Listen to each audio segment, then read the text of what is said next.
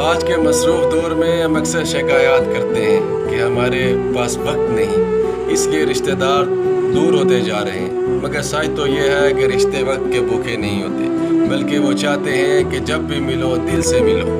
ایک مسکراہٹ، ایک فون کال، ایک محبت بھرا پیغام، یہی چھوٹے چھوٹے لمحات رشتے کو زندہ رکھتے ہیں۔ رشتہ اس درخت کی طرح ہوتے ہیں جسے روز پانی نہ بھی دو، مگر کبھی تھوڑی سی توجہ دو تو پھر سے ہرا بھرا ہو جاتا ہے۔